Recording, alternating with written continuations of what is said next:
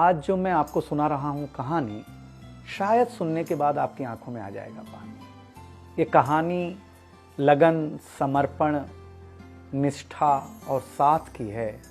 ये कहानी जितनी मेरी है उतनी ही आपकी है। इस कहानी का जो मुख्य किरदार है वो हमारे आपके जीवन का आधार है। वो आपके लिए ज़्यादा, अपने लिए कम बनी है। हाँ जी, बिल्कुल सही समझ रहे हैं आप। वो हमारे आपकी पत्नी है। वो हमारी आपकी पत्नी है। कभी आपने सोचा कि वो आप एक के साथ रिश्ता जोड़ा था, लेकिन एक के साथ रिश्ता जोड़ने के लिए उसने घर, गली, आंगन, मोहल्ला, सखी, सहेली, माँ बाप, न जाने कितनों रिश्तों से अपना मुंह मोड़ा था।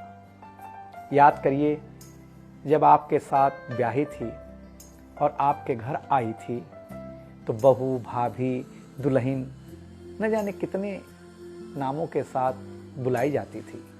ये सुनकर कि वो मन ही मन मुस्कुराए जाती थी। घर के सारे लोग उसी के भरोसे रहते थे। शायद इसीलिए अंग्रेजी में हम उसे हाउसवाइफ कहते थे। कुछ ही दिनों तक उसने दुल्हन होने का आनंद जिया।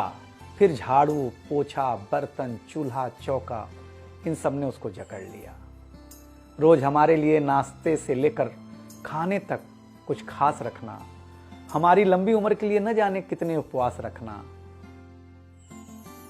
कुछ महीनों बाद किलकारी गूंजी तो सारे खौफ सजे। वो मां बनी तो हम भी बाप बने। जैसे जैसे वो उम्र की सीढ़ियां चढ़ती गई, जैसे जैसे वो उम्र की सीढ़ियां चढ़ती गई, जवाबदारियां कुछ न कुछ रोज बढ़ती गईं।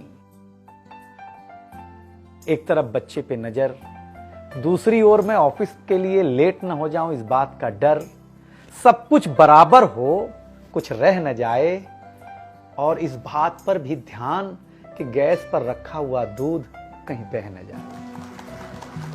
घर वालों की फरमाइशों का चूल्हा जो एक बार चलता, घर वालों की फरमाइशों का चूल्हा जो एक बार जलता, तो कब सुबह, कब शाम, कब रात हो गई उसे पता ही नहीं चलता। इन व्यस्तताओं के बीच समय का चक्र कुछ इतना तेजी से चला, मुन्ना कब मनोज हो गया, मुन्नी कब सुमन, पता ही नहीं चला।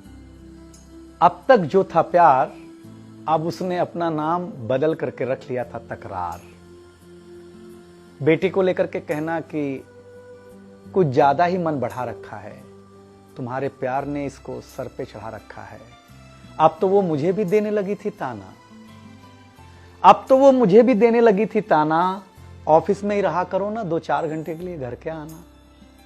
शादी के इतने दिनों बाद भी आज भी हमें सुनना पड़ता है कि न जाने कौन सा पाप किया था जो आपके साथ ब्याह किया था।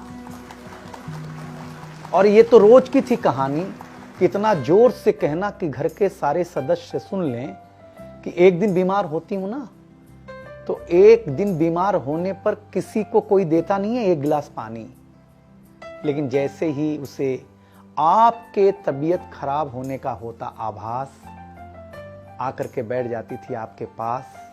याद तो होगा ना वो मीठी बातों के साथ माथे पर विक्स लगाना, और साथ में कान में यह भी कहना कि कल सुबह अगर अच्छा ना लगे तो फिर ऑफिस मत जाना। लेकिन एक दिन समय ऐसे मोड़ पर ले आता है जहां बदल जाता है जिंदगी का ताना बाना।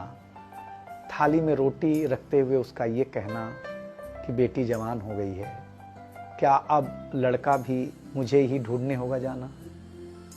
शादी तय हो जाने के बाद 1-1 रुपया जोड़ना, पैसे कम पड़ने पर खुद का कंगन तोड़ना, सब कुछ हो जाएगा मुझे ढाढ़स बढ़ाना, सब कुछ हो जाएगा मुझे ढाढ़स बढ़ाना। विवाह का गीत खुद रोते हुए गाना। याद तो होगा ना आप लोगों को ये गुजरा हुआ जमाना। कुछ समय बाद जब हम जवाबदारियों से मुक्त हो जाते हैं तो कुछ ज्यादा ही धर्मयुक्त हो जाते हैं। उम्र के अंतिम पड़ाव पर हम बीमारियों के बीच जीने लगे हैं। बिना शक्कर की चाय पीने लगे हैं। लेकिन सच ये है कि जब तक हमारी आपकी पत्नी साथ है, चाय मीठी हो न हो, लेकिन जिंदगी में पूरी मिठास है। जबकि पत्नी के बारे में बहुत कम लिखा गया है, हर जगह माँ का ही गुणगान है। मैं मानता हूँ कि माँ महान है, लेकिन आपके जीवन में आपकी पत्नी का भी महत्वपूर्ण योगदान है।